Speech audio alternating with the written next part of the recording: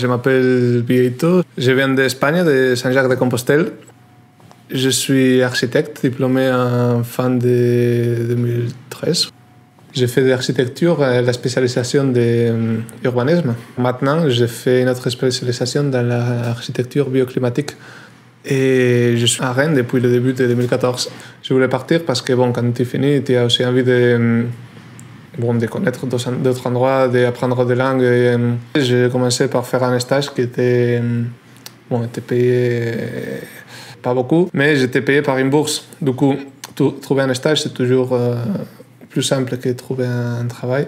C'était vachement intéressant pour les entreprises aussi d'avoir quelqu'un qui ne doit pas payer beaucoup parce qu'il a une bourse et qui va rester 6 mois et qu'il est déjà aussi diplômé. Et quand j'ai fini mon stage, je voulais rester à Rennes.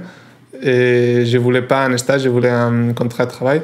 Et ça, c'était là-bas où j'ai trouvé plus de difficultés. Il n'y a pas vraiment d'offres d'emploi. Ils finissent par trouver quelqu'un pour travailler, plutôt par les réseaux. Il n'y a même pas besoin de mettre un annonce sur Pôle emploi ou sur les sites de l'ordre des architectes. Du coup, le principal problème, c'était ça.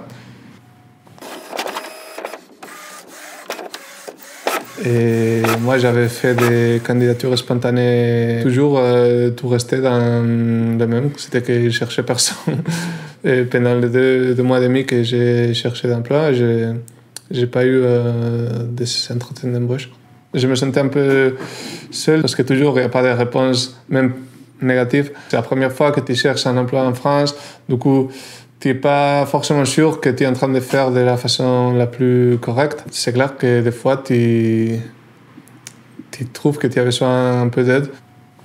J'ai mis mon CV sur Pôle emploi comme architecte et tout, mais franchement, ça donnait rien. J'ai pas eu de communication avec eux. J'avais pas d'allocation. Pendant que je ne trouvais pas, comme architecte, j'ai cherché un peu d'autres types de travail, peu importe lesquels, juste pour m'en occuper, aussi pour gagner un peu d'argent, parce que c'était vraiment...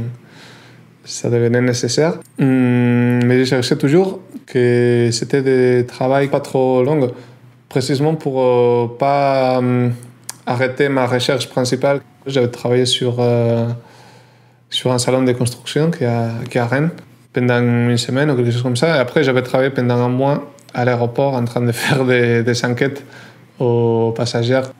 Plus ou moins à la moitié du mois de septembre, j'ai connu l'assaut un peu par hasard, l'assaut Tandem. Et c'était là-bas qu'ils m'ont mis en relation avec Guillaume, qui est un architecte, qui à l'époque travaillait dans une agence. Il me donnait des idées pour comment faire pour chercher peut-être des pistes pour s'il connaissait des entreprises qui étaient à la recherche de quelqu'un. On s'est vu, je sais pas, 2-3 fois peut-être, tous les 15 jours, un peu pour voir un peu l'évolution.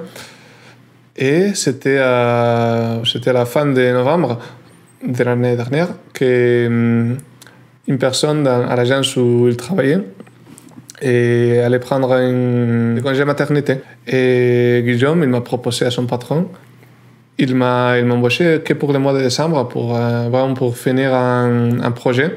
Et il m'a dit qu'après ça, on verrait comment faire pour la suite. Et dans le mois de janvier, j'ai repris le travail. Finalement, j'ai fait presque 7 mois de continu jusqu'à que la personne qui était en congé maternité est revenue. Et du coup, il n'y avait plus besoin de moi et je suis parti. Maintenant, on a essayé de rentrer en Espagne parce que je suis au chômage. Du coup, ça s'est posé la question de chercher ici où partir. J'ai aussi ma famille, mes amis qui me manquent. Si on était tous les deux en CDI, on ne partirait pas maintenant.